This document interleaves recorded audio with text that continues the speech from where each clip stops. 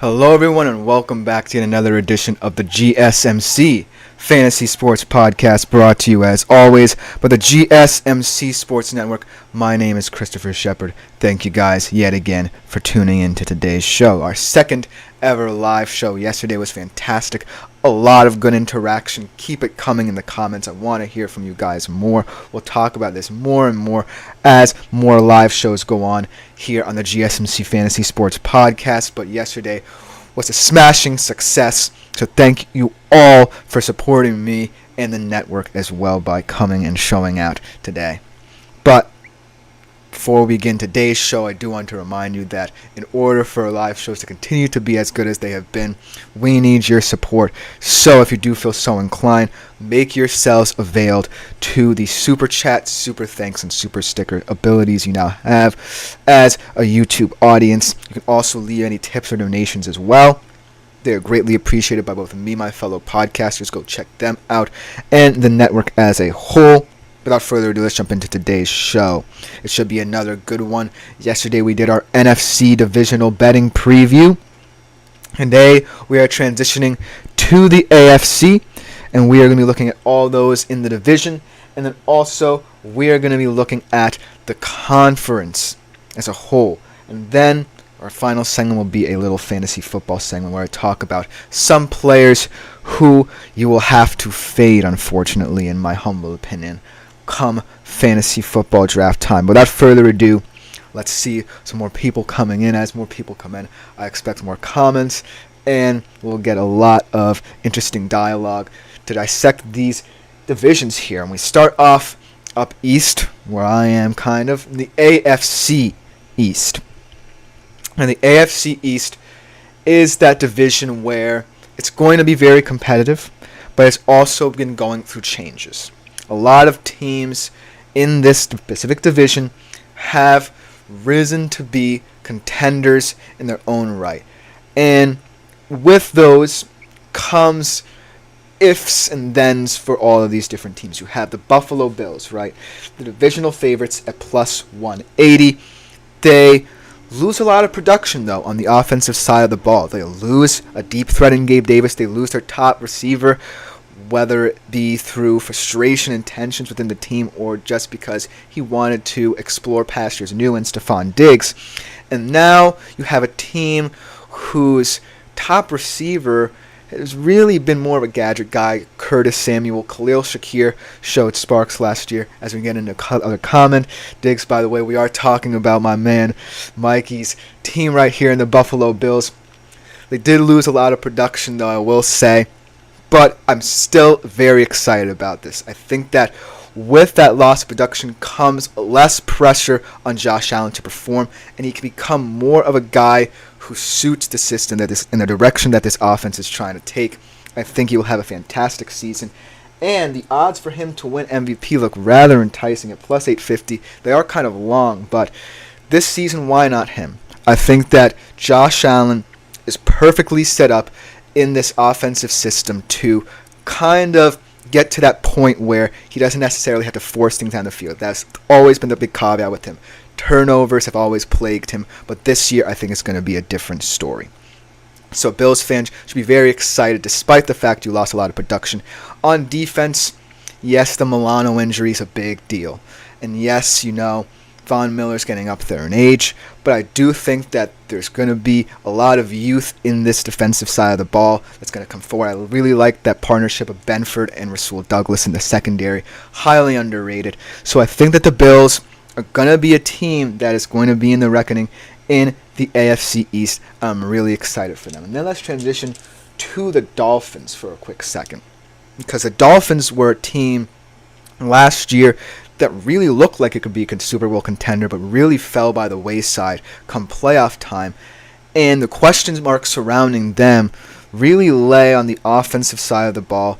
Yes, they have Tyreek Hill, and we all know what his speed brings and his versatility and electricity as well. But the further questions lay with Tua Tagovailoa.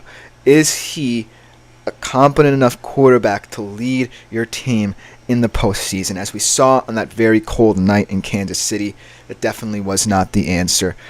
He's a warm weather guy. Maybe it was just not his night, but that's a concern going forward if you're a Dolphins fan, that Tua will have to play in different environments in the postseason should the Dolphins not necessarily be a high seed and get that many home field games. So that's something to look out for the Dolphins as well. And this year, the most popular bet for them is going to be under 9.5 wins. And I know it's kind of skeptical considering all the talent they have, but I'm really low on them, especially in fantasy as well. We'll get to some of that in a bit when I talk about players to fade. But the overall scope of the Dolphins right now is a team that's good, but not good enough to win you games in the postseason. And it's going to have to change. The narrative's going to have to change because they're relying on Tua right now. They're relying on Tyreek Hill. They're relying on this offense. You have the youthful Devon Achane at the running back position, but it just all has to coalesce and come together when it matters most. And while I do think they can sneak into the playoffs, even if they go under that 9.5 win threshold, I still think that in order for them to have success, Tua is going to have to step up in different conditions and adverse ones at that. And let's talk about the newest contender in the New York Jets. At plus 180, they are also in the reckoning to win this division, tied with the Bills in terms of best odds to win this division. Now, the reason why I'm so mixed on the Jets is that I really want this team to succeed because it has all the pieces in place. Fantastic defensive players at every single level. In the front seven, you have Quinnen Williams, linebacker Quincy Williams. In the secondary, you have Sauce Gardner, DJ Reed. And those guys are fantastic. Offensively as well, you look at Breece Hall, perhaps the second best running back, at least in terms of fantasy in the league, but also a player who is very diverse, can run and receive.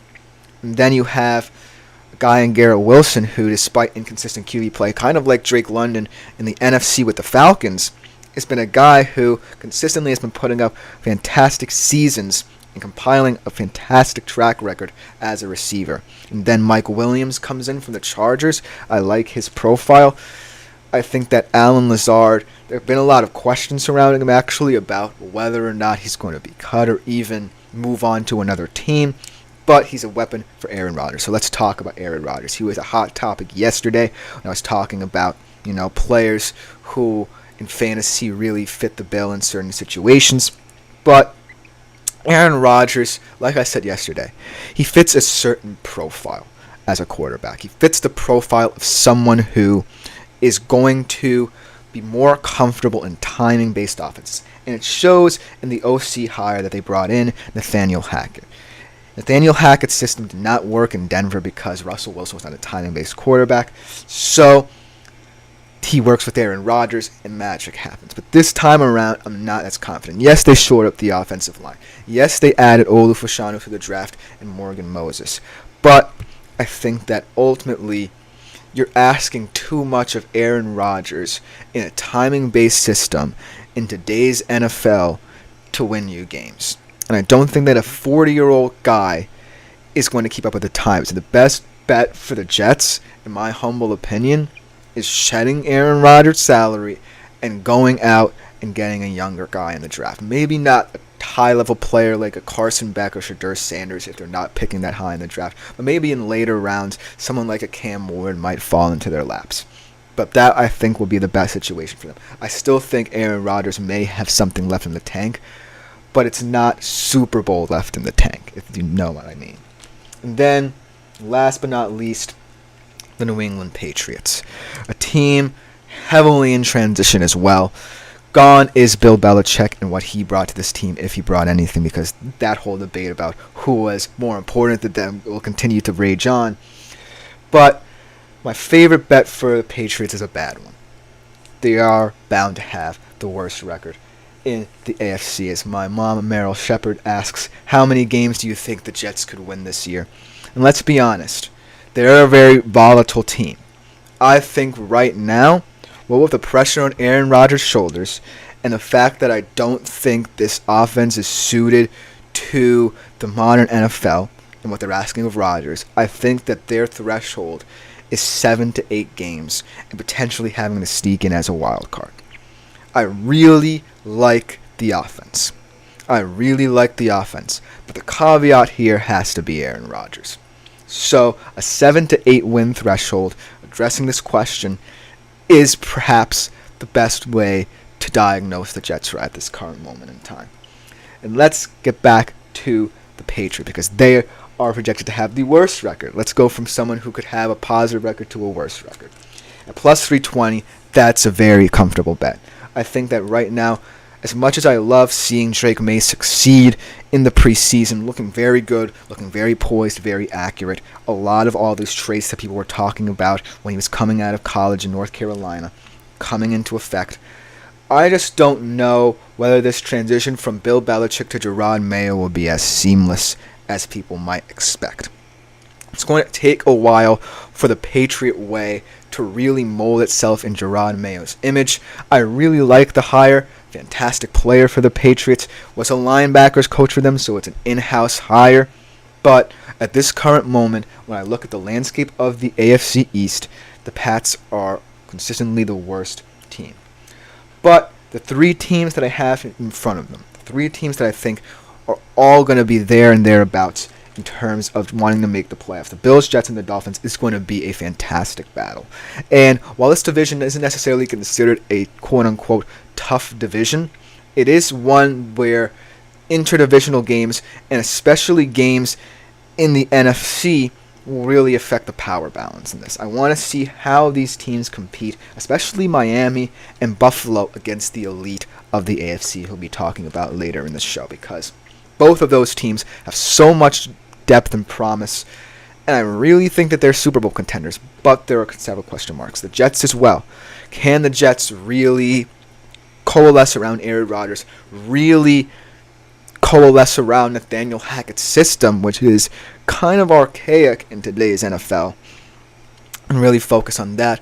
And if so, they will also be in the reckoning for a playoff spot. But at this moment in time, I think the best bet is the Bills to win this division, maybe to win the AFC as a whole. I also really like the Josh Allen MVP pick, as the weight is being lifted off his shoulders, or with the tension between perhaps him and Stephon Diggs being alleviated with him gone. But that will just about do it for this segment. Thank you guys for all the comments you've been leaving. Let's keep them going, because we'll be talking about one of the most exciting, most fearsome divisions in all of football, the AFC North. What implications lay ahead in terms of betting odds for that division? We'll find out after the break together.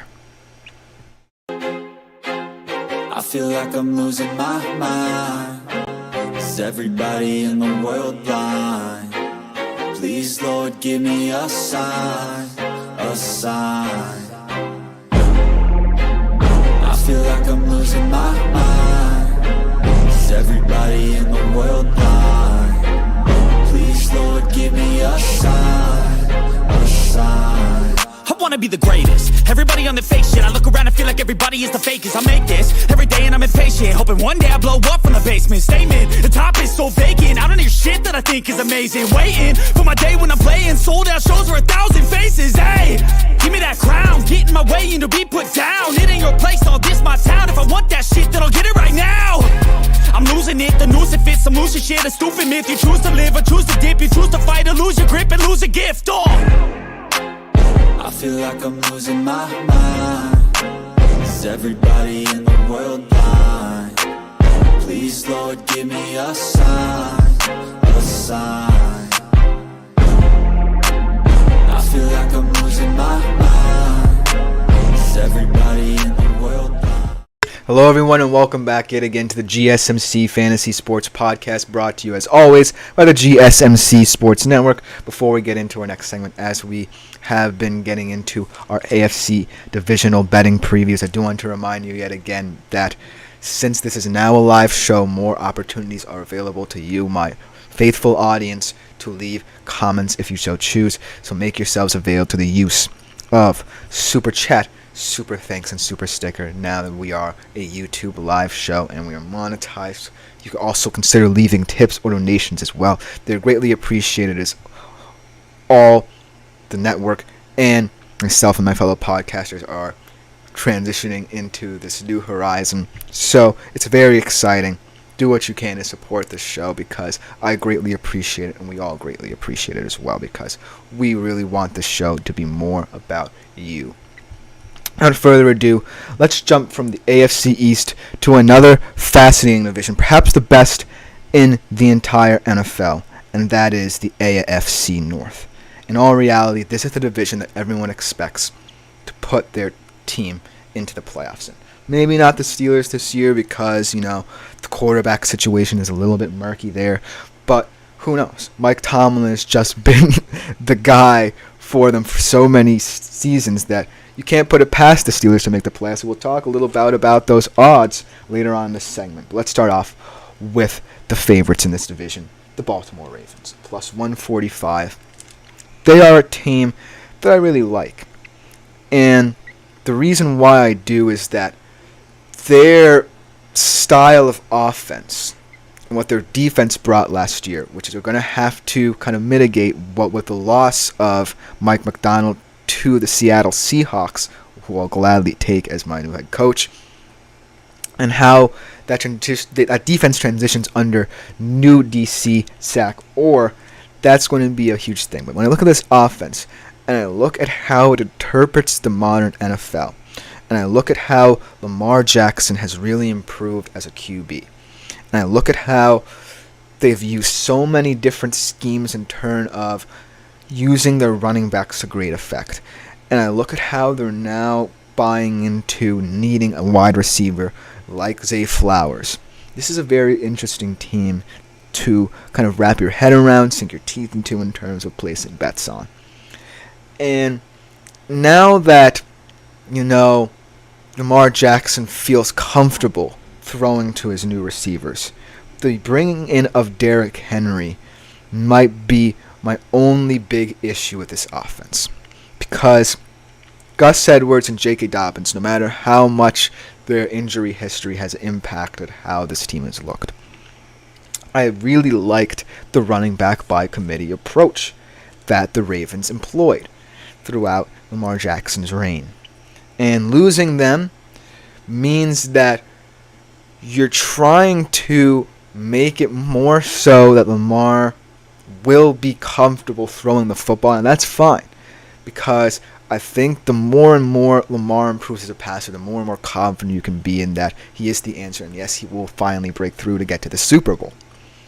But Derrick Henry, I don't think he's the right profile for a Baltimore Ravens running back, especially when you think about other teams that use this system, like, for example, the Miami Dolphins, who want that speed and the depth at the running back position to alleviate some of the burdens on someone who might be as comfortable as a passer.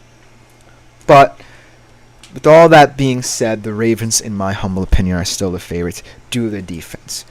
I still think this defense, despite the loss of Patrick Queen, is a big loss. I still like their secondary a lot. I love Geno Stone. And I think that this defense will not miss a beat. Zach Orr will figure it all out. And I think that they will be okay. And that's why I still have them as my divisional favorite. To win the Super Bowl, they're also one of the favorites at plus 1,000. But in order to do that, I think that A, they need to take care of business and trying to wrap up the number one seed. It's going to be very competitive. But if they do wrap up the number one seed, much like they did last year, home field advantage is going to be key. And I think that Lamar will be more comfortable at home, even though last year he lost at home to the Chiefs. They were the Chiefs, though, and they were on a historic run. But I think that this year will be a bit different should the Ravens lock up the number one seed. And then let's talk about the other favorite in this division, also tied as well, the Bengals, plus 165 actually to win the division. And the Cincinnati Bengals, the whole story about them is that they are a team that really has it all figured out. Even though there has been tension surrounding contract situations, should this team remain wholly intact, they are a very well-balanced team that should be able to challenge the Chiefs in the AFC and potentially go to the Super Bowl. And despite Joe Burrow's injury history, when he has been on the field, are you really putting it past him that he can be the guy to finally usurp Patrick Mahomes?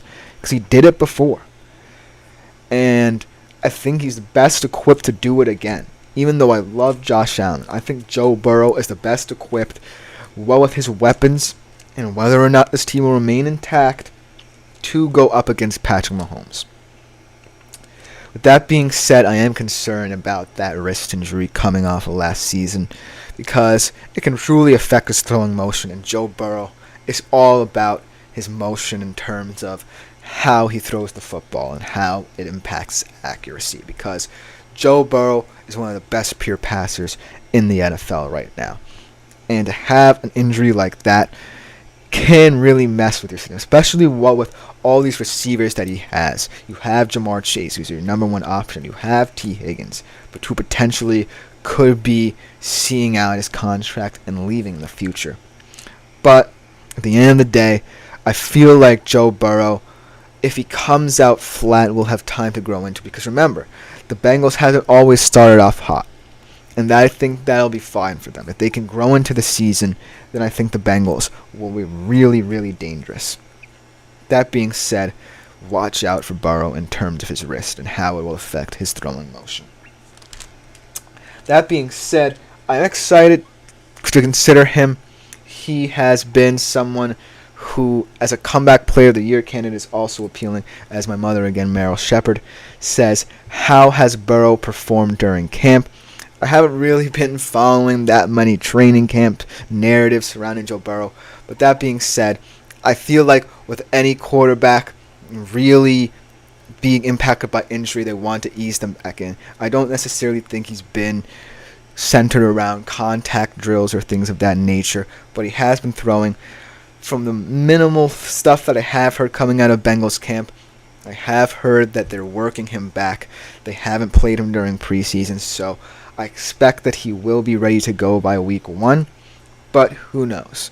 The whole narrative surrounding him has been one of uncertainty in this offseason, mainly due to the fact that we haven't heard that much about him. But from the stuff, like I said, that I have heard, he should be good to go week 1, and his performance during camp reflects that, as they want to work him back easily rather than throw him into the fire. But as we were saying before, he's a very appealing comeback player of the year candidate, and at plus 300, I'm really liking that bet because, in the modern NFL, when you think about comeback player of the year, last year Joe Flacco won it, or did he win it? I forget now. But in a situation like that's not going to happen again, where you have a guy who literally comes off his couch and performs like that. It's not going to happen again. And Joe Burrow, making himself a name in the NFL, a guy who everybody loves, a guy who really is seen as the villain in the tale of who's trying to beat Patrick Mahomes in the AFC. I think that whole narrative, and if he performs well combined, will give him that Comeback Player of the Year award. Now let's talk about a very, very interesting, controversial team in the Cleveland Browns. The Cleveland Browns are kind of like the Jets, except much worse off, because they committed so much money to Deshaun Watson to perform, and he hasn't done it thus far. You can blame injuries all you want, but in the games that he has played, he has looked horrendous. Decent at best, maybe, but overall horrendous. However, if there was any hope, his last game before sustaining the shoulder injury that ended his season was a decent one, where I believe in the second half against a Baltimore Ravens defense that to that point was one of the best in the NFL. He was perfect in terms of that, in terms of passing and completion.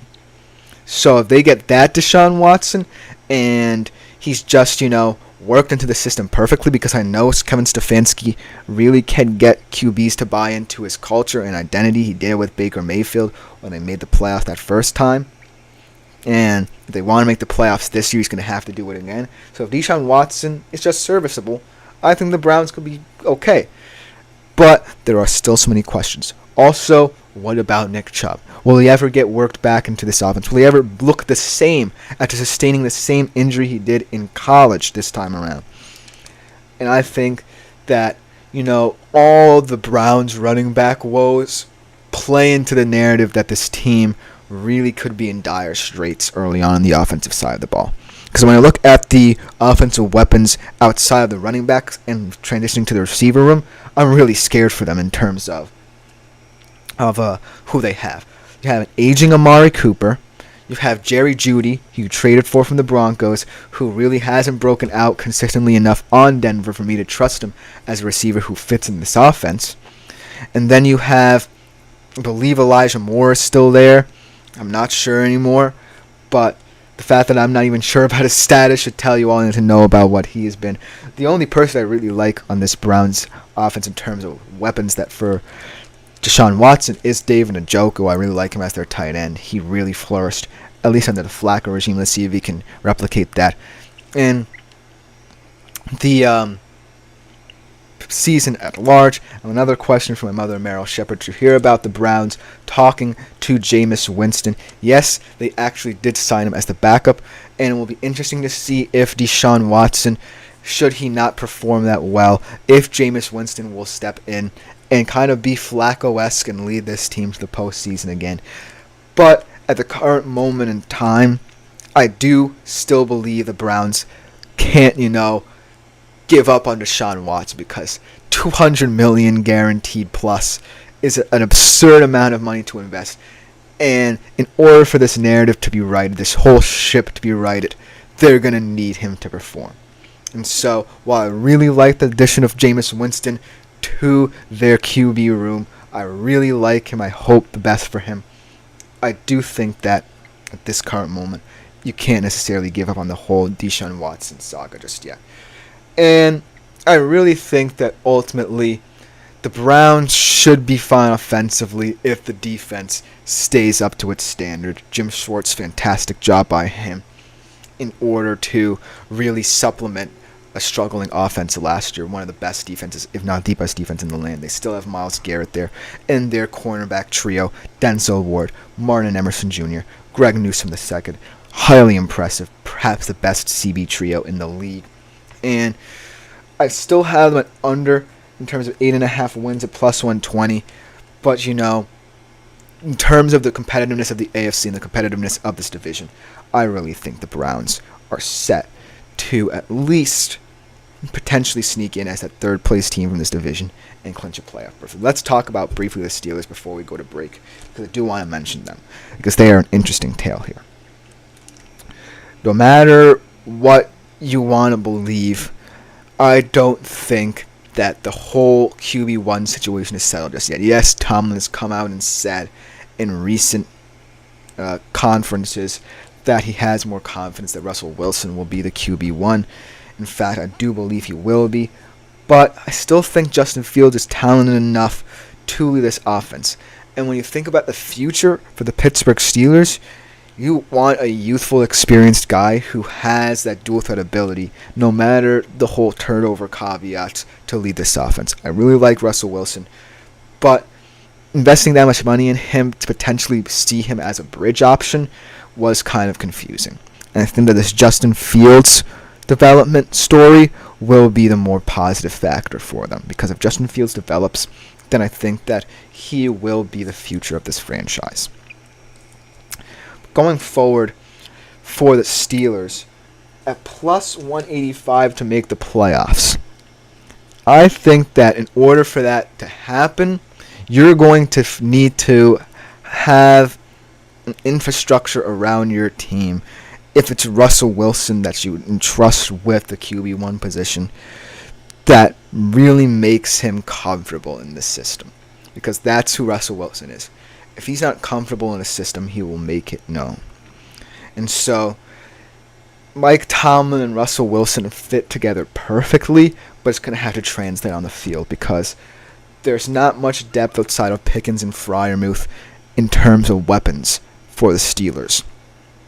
And so it's all going to be about Russell Wilson finding that connection with his top guys and really being comfortable with whatever Mike Tomlin tells him to do, because that's this kind of correlation between them. They're two guys who are very business-oriented in this league and just want to get the job done.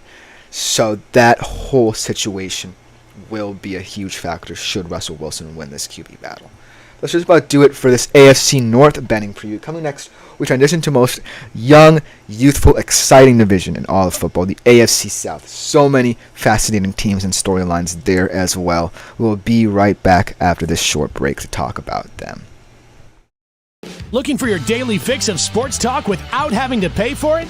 GSMC Sports Network is available on YouTube. Just search GSMC Sports Network. Get your fix of daily sports talk shows on YouTube, absolutely free.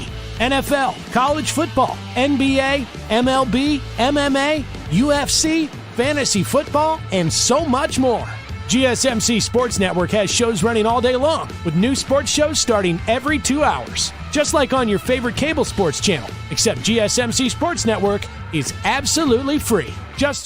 Hello everyone and welcome back yet again to the GSMC Fantasy Sports Podcast, brought to you as always by the GSMC Sports Network. Thank you guys for all your comments. It's been a very interactive show. I really like talking about both the AFC East and the AFC North, but let's talk about a division on the rise. Last year, the AFC South was the division in question in terms of making this meteoric rise in terms of the level of different teams, and this year should be no different. A lot of exciting storylines, a lot of youth in this division, a lot of young QB narratives as well that I want to pinpoint.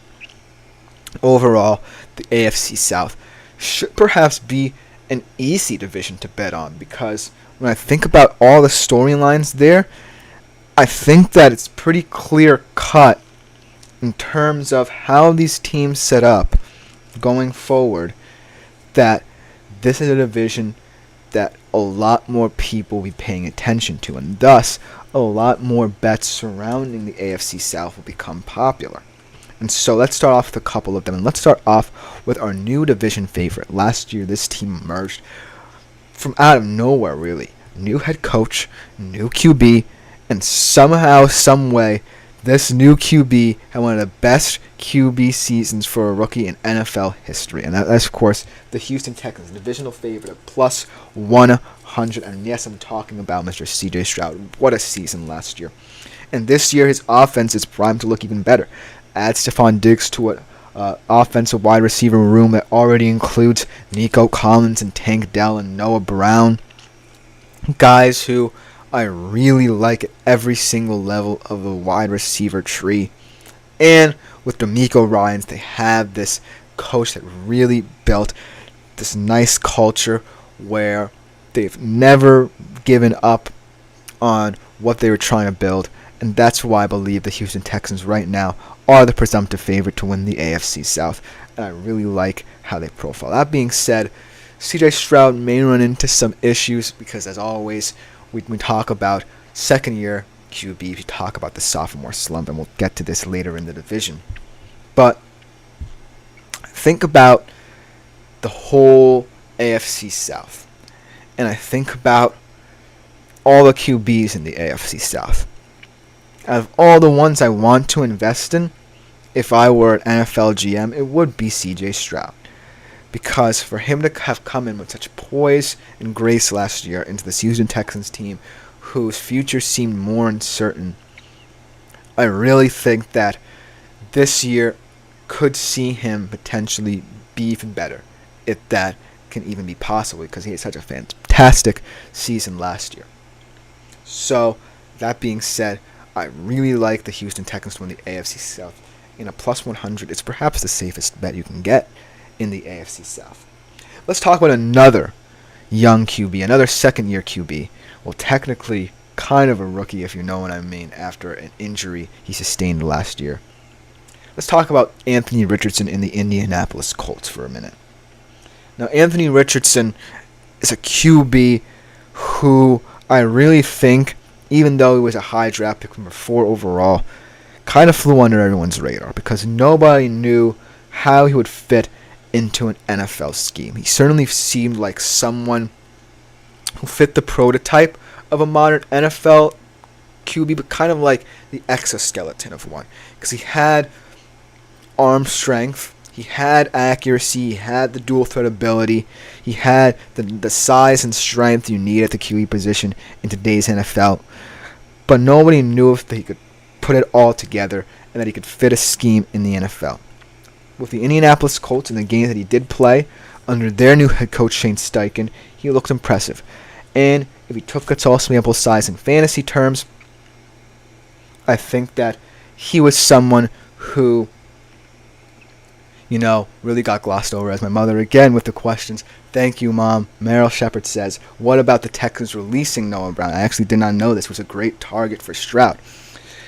I think that you had to release someone from that wide receiver room. And sadly, Noah Brown, when we look at all the profiles of all the other guys in this receiver room, he definitely does not profile as someone who would fit into that system. I really like that three-headed monster of Stephon Diggs. I really like Nico Collins, a 1,000-yard receiver in his own right, and Tank Dell is a fantastic red zone threat. And while I really liked what I saw out of Noah Brown, he was kind of the receiver who wasn't in the full picture of the Texans offense. He was kind of on the periphery. He had some fantastic games, but he never really put it all together. And that's why I think that the Texans releasing him makes sense, because sometimes you have to do that when you have such a wealth of talent at the wide receiver position. So thank you for that question. Very thoughtful question about Noah Brown, because I really liked him. Hopefully he gets picked up by someone who does need a wide receiver, and I hope that his NFL career doesn't end here. And on this note, let's talk about Anthony Richardson and his receivers for a hot second, because that's the bet I'm talking about. Anthony Richardson under 8.5 rush TDs, plus 130. The reason why I don't like Anthony Richardson and don't want him to focus so much on rushing is because this receiver room could project to be one of the most intriguing in the NFL. You have Michael Pittman, who's had a rocky start to his NFL career in terms of fitting into the profile of a wide receiver one. You have Josh Downs, who really should project to be the wide receiver one for this offense. And then you have two deep threat guys in Alec Pierce and A.D. Mitchell, who I love coming out of Texas Hook'em. I really like them coming into this offense. So it's going to be about Anthony Richardson. Can he combine what he did last year on the ground, which really he shouldn't do if he wants to sustain his body in the NFL? And how can he translate that to focusing more on the passing game? Because if he focuses more on the passing game, a lot of people will be surprised by his prowess in the passing game. Myself especially, if he can really get that wide receiver room that looks so promising on paper, but hasn't really projected to be what they can to really overachieve, then I think they're cooking. So I'm going to take Anthony Richardson under 8.5 rushing touchdowns. It's not an indictment of his rushing ability. It's just that I don't necessarily want him to focus that much on running the football. And I think that he won't want to do that as much either to preserve himself and preserve the new look of this offense. So if you're betting on the Colts, that's the best bet right now. Let's talk about the Jacksonville Jaguars for a nice second before we get to the Tennessee Titans to close this segment out. The Jacksonville Jaguars are a team that really hasn't helped this quarterback in Trevor Lawrence stand up. As we get another question, Tap to Learn, high school edition. Can the Colts O-line hold up? Now, I'm not really familiar with the names on the Colts O-line outside of, the big guy in Quentin Nelson. That's a fantastic question, because here's the thing. If you're Anthony Richardson and you want to run the football, if you want to really impact that, then the Colts O-line, you're going to have to ask a lot of them going forward. But if you're passing, maybe that's where you can get the best out of Anthony Richardson's legs, because I really like QBs who can run not just to run, but can run to pass. And if Anthony Richardson can improve on that game, then the Colts O-line might not even be an issue. The same thing can be said about teams like the Bears. The same thing can be said about so many different teams. But like I said before, if you're Anthony Richardson and you want to focus on the run game, then that's a different question. But if I'm the Colts, if I'm Shane Steichen, I'm thinking about how can I improve this offense, I'm thinking about rolling out Anthony Richardson for him to pass and not just to escape the pocket and run. Because I really think that will diversify the Colts offense enough where opposing defenses have to respect Anthony Richardson, and it really makes them potent. And the Colts O-line in recent memory hasn't been called into that much question because of the fact that Quentin Nelson has been such a bookend position player for them for so many years. So that's a fantastic question. I wish I could give you more insight about the whole infrastructure of the Colts offensive line outside of Quentin Nelson, but I think that in order to fully understand it, you have to consider the player that Anthony Richardson is, because he is such an interesting, versatile player. You can't necessarily account for being superior in different areas that you can get him to fit into a system. Back to the Jacksonville Jaguars, and back to the concern surrounding how this team is built around Trevor Lawrence. Because when I look at this team, I think about one word. I think about speed. And what I mean by that is I look at these receivers. I look at, Brian Thomas coming in from the draft out of LSU. I look at Christian Kirk. I look at guys like that. They all are centered around one trait, and that is using their speed to get separation. That's always good. But it can't always be about speed beating corners and safeties down the field. It has to be variation. That's the concern here, because if Trevor Lawrence doesn't have a receiver who can be a proper route runner outside of a tight end, Evan Engram, let alone anyone outside of that, he's going to need that. But in Brian Thomas, I think you're going to have to trust with that if you really want to trust any Jaguars wide receiver. I'm going to take the over in 4.5 touchdowns. And the reason why I'm taking the over is that Trevor Lawrence actually is a fantastic deep ball passer. It's just that in terms of varying his deep balls, his short balls, his intermediate area throws, that's where I want to see him improve. But in terms of the deep balls, and Brian Thomas coming in as a vertical threat, that's there. Listen to this stat. In terms of the high percentage of passing fantasy options, he's in like the 60 percentage points in terms of that. So if Trevor Lawrence can really key in on Brian Thomas, then I really believe that he is going to be someone that a lot of people can pick up in fantasy, can rely upon in terms of betting, and can rely upon, first and foremost, if you're a Jacksonville Jaguars fan, in the Jaguars offense. Because they need someone who could add variation to what Trevor Lawrence's passing profile looks like. And then, to conclude this segment, let's talk about the Tennessee Titans, because they're a very, very controversial team here. Because of not just Will Levis and the potential he brings to this offense as a young quarterback, but they're kind of weird wide receiver room.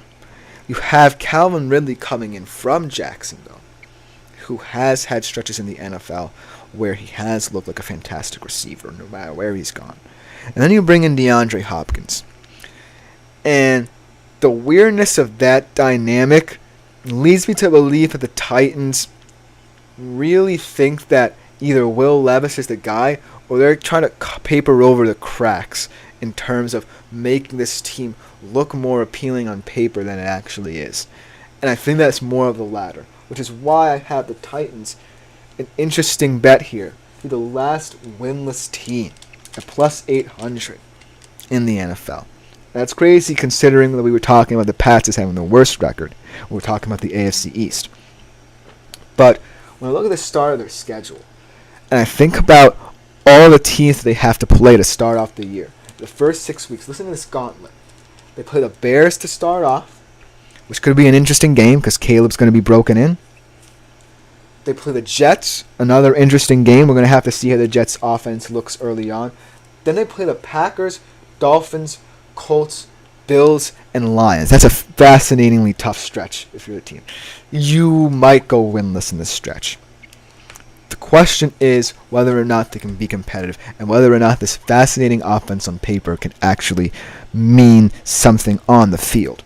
And having it translate through Will Levis is going to be important for his growth as an NFL quarterback because of the fascinating nature of who he profiles as. But that should just about do it for this segment. Thank you again for all the questions. Keep them coming as we continue in this show, as we're the last AFC Division betting preview, and our last betting preview as a whole for all these divisions comes up with the AFC West, another division where you have a lot of questions. We will be right back after this short break.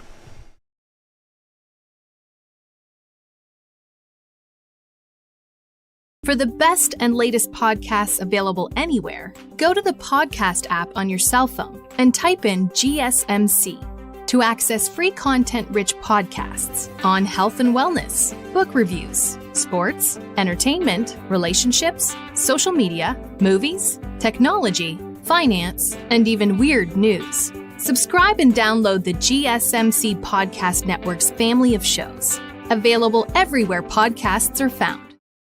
Hello everyone and welcome back yet again to the GSMC Fantasy Sports Podcast. We are in the home stretch of today's show, our final two segments, our final divisional betting preview of the day and unfortunately of the week, because this is the last NFL division we are going to be profiling here, the AFC West, and we're going to bring up some graphics for this one yesterday. For some reason they didn't work, but I've got them primed and ready to go for you today. Let's talk about the AFC West for a hot minute, because as you can see right here, it's the Chiefs and mainly everyone else. Because think about how the AFC West profiles. Yes, the Chargers have Jim Harbaugh now, and his whole philosophy of how he might get Justin Herbert to play within his system, and the running game is going to be good. But it's always going to be the Chiefs. The Chiefs are the story. They, out of all the teams in history, the most primed to repeat. I read an interesting article in SI about all these teams and all the mentalities going into that season if they were trying to three-peat. I know we're talking about the Steelers, the Cowboys in the 90s, they were trying to three-peat, and all those different narratives. But the Chiefs certainly seem like a team that, A, actually seems to be going under the radar in terms of the hype they've been receiving, and B, they just have the mentality to do it, and they have perhaps one of the best QBs in NFL history at the helm, with Patrick Mahomes. And if you have Patrick Mahomes, and as long as Travis Kelce, even as he's aging, is a fantastic tight end, I still think he is, I think the Chiefs are just fine, unless we can see this graphic here, to win 11.5 games at minus 112. I'm taking that bet every day of the week. I truly believe that the Chiefs are still a team to beat. I like the additions of Marquise Hollywood Brown and Xavier Worthy from Texas as well, another Texas boy. But I think the problem that they could face, right, is much like last year's, except I truly believe, as Tap to Learn gives me another question to really hammer home the point I'm trying to make with the Chiefs receiver room. What do you think of the Chiefs receiver room? Does Worthy make a difference? I really do think highly of this Chiefs receiver room. And Worthy does make a difference. Watching him as a Texas fan in college, he's not just someone who's a speedster, right? That's everyone's worry when you have a guy who's really speedy. Of course, we're talking about guys who have set the standard in terms of the 40-yard dash, not translating to the NFL. I think Worthy, if you see him on tape, he's a fantastic route runner as well, and he adds that versatility to this offense. He can kind of be like a gadget guy in this system. He can go on reverses and jet sweeps. He can go vertical too. He has that in him. He can return punts as well and return kickoffs now with the new kickoffs rules. He brings so much versatility to this team. And then if you add Marquise Hollywood Brown, who's always been a deep threat, and if Travis Kelce can just be the guy who breaks down defenses with his high IQ, I really think this team is cemented. The problem with the Chiefs receiver room is, in fact, something as Tap to Learn says again, Chiefs playing NFC South, 4 wins right there. That's going to be a very interesting narrative. I think that you might get a tough game out of the Falcons, but yeah, I think that you are correct in your sentiment there. But that being said, the Chiefs wide receiver room is one that I'm going to keep a close eye on, mainly due to not just internal but external issues as well. Can this team truly buy into the fact that, hey, a three-peat is bigger than ourselves, and we want to do this. We have the QB. We need to step up and really translate to our on-the-field play. And if they can do that, then this team is special. Obviously, you had concerns last year with drops as well. Xavier Worthy, I know, has some concerns with drops in his college career, but he did shore them up last year. So if everything falls right, the Chiefs should be primed to at least get to the Super Bowl, if not win it in three-peat. let's talk about the rest of this division, because we have to. Because even though it seems like a runaway for the Chiefs, let's talk about the other teams in this division. Let's talk about the Los Angeles Chargers, perhaps the biggest threat, quote unquote, to the Chiefs dynasty right here. But when I think about the Los Angeles Chargers, right, you have to think that Jim Harbaugh's system will take a while to set in, especially for a young gunslinging quarterback like Justin Herbert, who wants to get the football on the field. But this year, you'll see glimpses of it. And even though I have them missing the playoffs at -120, I think that there will be glimpses of what Jim Harbaugh wants to implement in the system. Because right now, you don't necessarily have the wide receivers to allow Justin Herbert to go down the field vertically every once in a while. I think that Joshua Palmer is an interesting receiver, but he's not a wide receiver one. Then you add Lai McConkey to the draft. Fantastic at Georgia in terms of his high IQ and intelligence, but how he translates to the NFL will be very intriguing to see. And then Quentin Johnson out of TCU last year, really hugely disappointing in terms of his year last year, not cementing himself as someone who can rely upon. And then you lose Keenan Allen, no matter how old he is, was still one of the more valuable wide receivers in the league.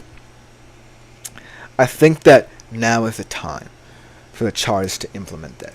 And I don't think it will immediately lead to their success, but I still believe that, like I said, Jim Harbaugh will have a lot of implementation in place. I like them bringing in Gus Edwards and J.K. Dobbins, becoming more of a committee running back room to mitigate for the loss of Austin Eckler. I think that that approach will really help Justin Herbert understand his new role in this offense, that he's not going to be the downfield guy that people expect out of him. So that whole narrative is going to be one of the positives, but the negative is I still think they're not necessarily ready for the playoffs. I still think they're trying to shake the Brandon Staley culture from their minds. It will still kind of dwell on them a little bit in this transition, and that's why I think that this whole narrative shift will take a little while to process for them.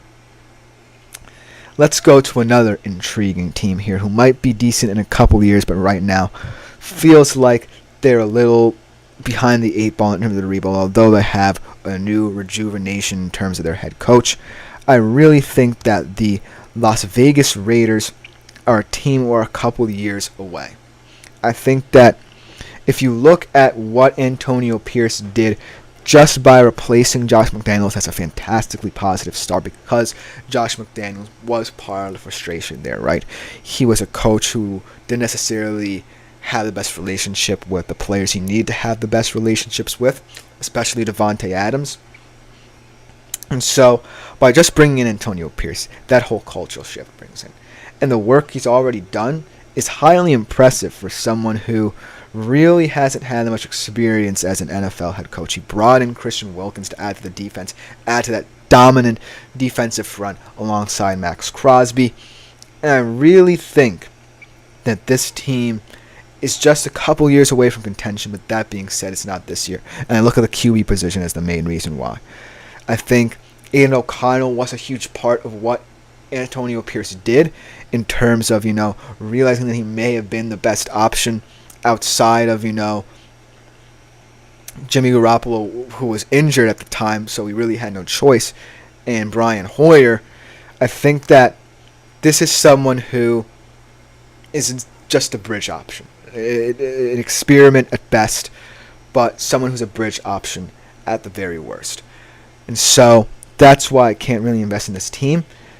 And I think that Antonio Pierce's philosophies are going to take a while, but this is a very fantastic question to show the promise of the running back room for the Raiders from Tap to Learn High School Edition. What round does Zamir White go in? I actually had the pleasure of picking up Zamir White in my draft. And Zamir White, I think, is the most underrated running back in all of football. Gone is Josh Jacobs, so the role is completely his. And so, especially with Antonio Pierce's philosophies that I was alluding to before I responded to your question, I think that Zamir White's going to be a big part of the project, because Antonio Pierce did say that he wanted on the offensive side of the ball, Josh Jacobs to be the difference maker for this offense, right? And so now that he's gone, Zamir White comes in. And I say, in terms of the round that he goes in, I could see him going as high as the 3rd round and as low as the 5th round. And that might be interesting for a guy who may not have played as much snaps. But this year is his year. It's the year of running backs replacing older guys, whether they have left or just aging out of their teams. I think Zamir White is going to be one of those guys. And it's a fantastic question. So in terms of the round, if you're looking at him in fantasy prospects, I would say 3 to 5. You definitely don't want to wait for him to fall to the other rounds. You want to go out there, get him, be people to say like, why were you picking him? And then he will shock you all. Where did you pick him? It says Tap to Learn. I believe I picked him actually in the 5th round. I would have to go back through my fantasy football draft. But I did pick him kind of in the mid-round where, I had already gotten 2 solid receivers in St. Brown and Garrett Wilson. And I was trying to build my running backs. I already drafted, I believe, Jameis Cook and DeAndre Swift before him, so it would have been around the 6th to 7th round. Let's just go to show that in any round, at any given time, you can find that hidden gem who other people might not be aware of, and that's when you pounce. And so that's a fantastic question to talk about the value of someone like a Zamir White, because I think this is the year of the new running backs, new faces, and new places era. So let's talk about that kind of running back narrative for the Las Vegas Raiders, because in terms of my betting, I had them at under 6.5 wins at plus 145. I still think that, because of this transition, because it was so drastic, it's going to take a while. But like you said, Zamir White is someone who I can't be sleeping on right now. He is going to be the name on everyone's lips at the end of the season in real life in fantasy. And I think that going forward, that's a huge step for them to at least solidify a crucial position on the offensive side of the ball that they can rely on being a difference maker. But right now, I'm not as high on the Raiders. I think that Aiden O'Connell or Gardner Minshew at this point really are bridge options. They might be looking at the draft. They could, if they get a kind of mid-round, round 1 pick, look at a guy like Quinn Ewers, look at a guy like Shedeur Sanders. But at this current moment in time, that's where I see them. Let's not forget about the Denver Broncos and all the controversy surrounding them. And this is an interesting bet that I have. Right? Plus 1,200, Sean Payton, the first coach to be fired. And let's be real here. I like that Sean Payton really liked Bo Nix out of college. But it's really confusing that he's investing so much into him, right? Because you think of Sean Payton, yeah, he's a QB whisperer. He got Drew Brees to be one of the better QBs in NFL history. Yeah, that whole thing between him and Russell Wilson didn't work out. But there's a lot of excitement around him and Bo Nix. I don't believe that. Because as much as I want Bo Nix to succeed in the NFL, and I think he has all the traits to, and he's showing it in the preseason, I think there's just a rift between Sean Payton and the NFL's transition to a more modern style of play that Sean Payton hasn't fully wrapped his head around. And that could be the rift that sees Bo Nix not necessarily develop in ways people want him to, because I think that Bo Nix has a lot of promise, more promise than people did think, but not 12th round pick, hyping him up all off season, seeing him in the preseason, hyping him up again, kind of potential. And so I think it's going to be interesting to see how Sean Payton and the Broncos season pans out, because I think this has been a very unhealthy relationship, starting off even with the whole Russell Wilson thing to now. It's very, very tense right now within the Denver Broncos fandom. That being said, I will give Bo Nix the benefit of the doubt, if anything, to save Sean Payton's job. Because, if anything, he has the talent, he has the moxie, he has Troy Franklin, his fellow college classmate, with him now in the NFL. He has Courtland Sutton, who I really like as well. Fantastic catcher of the football. And so this bet is really just going to come down to how Bo Nix kind of settles the tension between Sean Payton and his ideas. Because if Bo Nix invests in Sean Payton as much as Sean Payton has invested in him, this duo could work. But I'm still kind of apprehensive about the whole narrative surrounding the Sean Payton tenure in Denver. That'll just about do it for this segment. Coming up next, our final segment of the day, players who I think you should shy away from in fantasy. Players who I don't necessarily like, whether it be through their positional profile or where they stand in terms of tiers. We'll be right back to finish the show with that segment.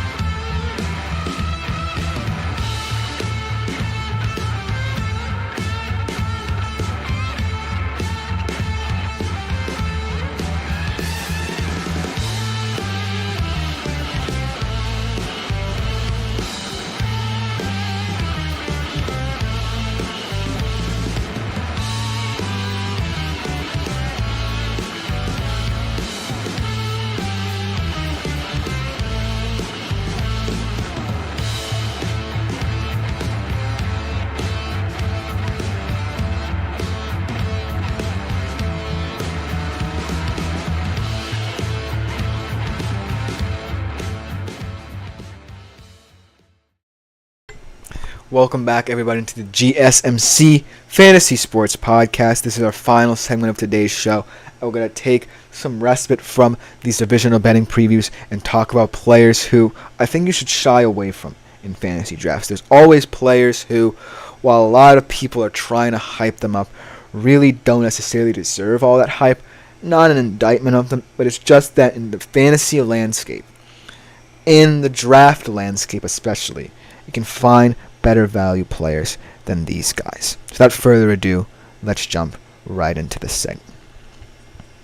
Let's get another graphic up here. And I'm going to go position by position, QB, running back, wide receiver, tight end, so it makes more sense. We can talk about all the tiers. You guys have been fantastic in terms of your interaction with today's show. So keep the comments coming for this last segment, and I will address them, because I want this to also include you, because this is just my opinion about players you should shy away from. I want yours as well. So without further ado, let's jump right into this segment. At the QB position, this is a guy we talked about yesterday, and you might be mad at me for picking him here, but Jalen Hurts is someone who I think I have to fade. Now, you might be thinking back to yesterday's first live show where I was saying that Jalen Hurts had the potential to be an MVP. But this is fantasy we're talking about. And in fantasy terms, I really like Jalen Hurts in terms of his dual threat ability, but I don't like him in terms of when we break down tiers of QBs, because that's how the QB market is profiling to be. Tiers. You're going to have your Mahomeses, your Allens, your Jacksons. Then you're going to have a little bit of a drop-off where you have your high-end QB1s, your guys potentially like your Herberts, guys like your Strouds maybe, guys of that nature. And then Hurts just fits into this weird purgatory where you want to think of him as one of those guys, one of those Mahomes, Allens prototypes, but you're also thinking, well, is he as good as you think he is if he hasn't necessarily shown a level of consistency? Because remember, that year when he went to the Super Bowl was very consistent. He showed a lot of improvements from where he was in his first year to that second year, and as a result, we saw him be an MVP caliber player, take his team to the Super Bowl, play well there. And then last season, just so many questions. So there can be a lot of questions concerning the coaching, whether it be what Nick Sirianni brought, and that's going to come into play here. But the reason why I'm fading him is also because of that coaching as well, and the new OC, Kellen Moore. And Kellen Moore has worked with a lot of quarterbacks, much like Jalen Hurts throughout his career. He was in Dallas working with Dak, and last year he was in LA working with Herbert. But I think, as Meryl Shepard has left me a tip, thank you for the tip. I greatly appreciate it. The network greatly appreciates your tip as well. I think that as a result of Jalen Hurts' play, it's going to come down to whether or not Kellen Moore can really seep into this concept of this guy who's in a fantasy tier where he's wanted to be recognized as one of the superstars, but also being seen as someone who could fall to the wayside. And that's where he is right now. He's in the category along with players like Dak and Herbert, who Kellen Moore has worked with. As Tap to Learn does make an astute observation here that he has two studs in Brown and Deontay. I believe that you mean Devontae Smith, so I think his floor is high. And that is an outstanding point. But I do believe that this year, especially, with a new OC coming in, and this weird tension surrounding last year and what went wrong for them last year, I'm going to have to say Jalen Hurts isn't going to go as high as you expect. In my particular fantasy draft, he actually was the second QB taken. I think that he is kind of going to be in that 5th to 6th to 7th QB taken off the board. It's not an indictment of him, because he still is someone who I think it can be taken highly and can perform for you. But in terms of where we rank him, we talk about fantasy football, I don't think that he's just on the periphery of superstardom yet, like a Mahomes, like an Allen, like a Jackson. But let's transition to the running back fade here, and this one is a pretty simple one here. Derrick Henry. It's not just because of his age, it's not just because of his system, it's just because of the whole Ravens offense and it not making sense. I think that this addition was the one in the off season that I think made the least sense. As my man T Money shouts me out, yo, thank you for your support, T Money. Hopefully we can get more comments coming in from you in the future. But I think that in terms of all the running backs I like and how the running back market is becoming more diverse, Derrick Henry just does not stand out to me like he did anymore. He's entering his age 29 season, I believe. He's on a Baltimore Ravens team that in the past has relied more on the committee running back approach. And to top it all off, Lamar Jackson is profiling to pass a bit more. I think that this one just makes a ton of sense.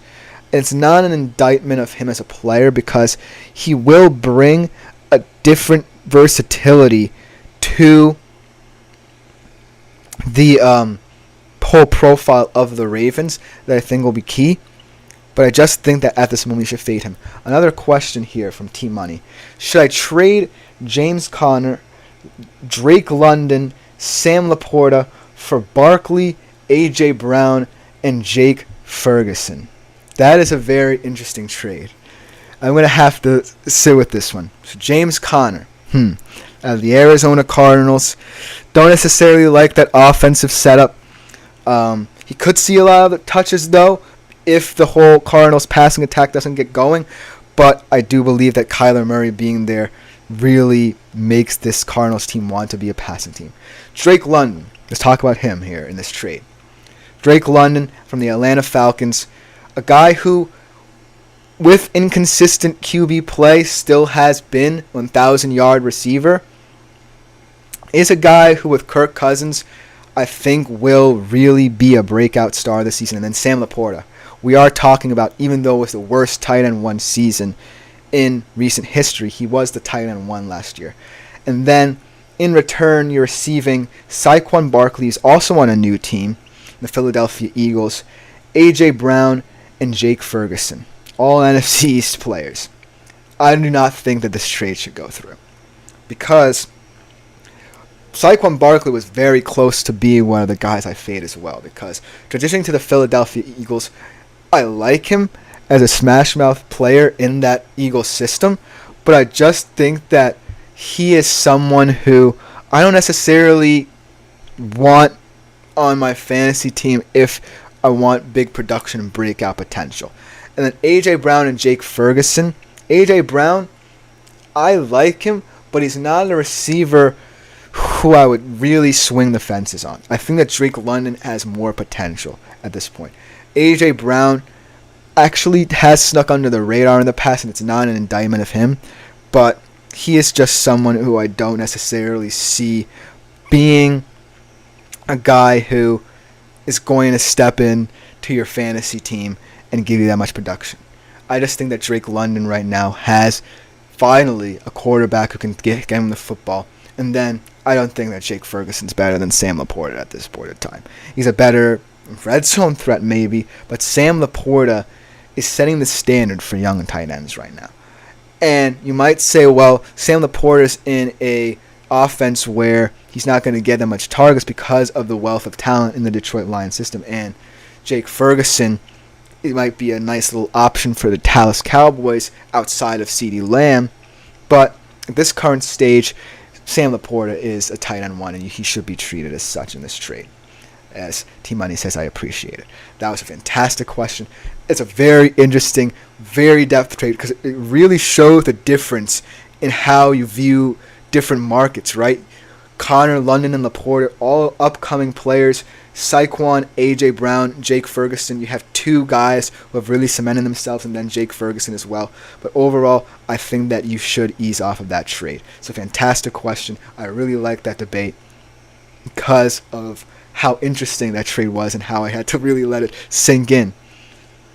Let's get back to the point of guys who should fade. Derrick Henry, running back. That's simple. Let's get to the wide receivers here. And the wide receiver that I want to fade, saying that Connor, also T-Money again, great with comments here. Connor was a top 5 running back when Kyler was healthy as well. He was.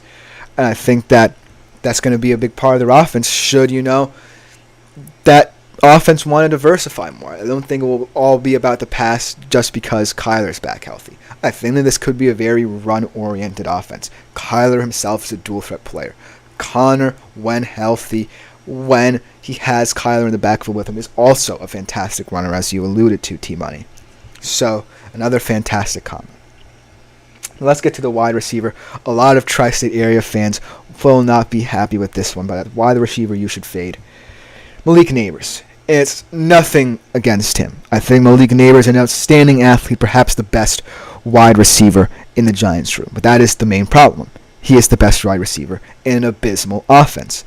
And I think that when you have something like that, a situation like that where you are the anomaly in a wide receiver room that really doesn't profile as one where you kind of set up as the guy who's going to get a lot of attention. I don't necessarily think that that pressure is good for a young wide receiver, especially in that New York market, especially when Daniel Jones has so much pressure on him as well, especially when Daniel Jones has so much pressure to throw to you that he kind of forgets the whole offense. And so, as a whole, the Giants' offense is one that you should fade. And I'm sad to say that Malik Neighbors is someone that you should fade right now, because in the future, I think he could be an outstanding player. At this current moment in time, Malik Neighbors does not profile as someone for your fantasy squad this season that can help you impactfully. And then to close out the show, tight end that you should fade right here. And we were talking about this guy just a little bit, and T-Money might get mad at me for, calling this guy the tight end 1 and saying that you shouldn't do the trade and you should keep him, Sam Laporta. I think that, I'm not fading him as much as saying, oh, you should completely not draft him. I'm just saying that when I say worst tight end one season in recent history, that worst definitely means something. And he still is a young tight end. Let's be honest here. And we talk about the tight end market.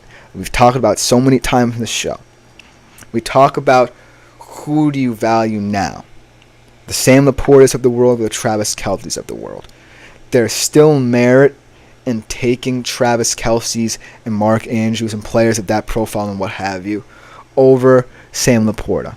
That being said, I understand why a lot of people are still so high on Sam Laporta. And I don't want to dissuade you that much in terms of not drafting him, because that's not the point here. This is just a guy who I think that you should shy away from. Not you have to. And so I think that this year especially is going to be a telling year for the tight end market as a whole, because if Sam Laporta does perform, that makes it an interesting question as to whether or not we're going to see more young tight ends like Sam Laporta, like Trey McBride come off the board earlier.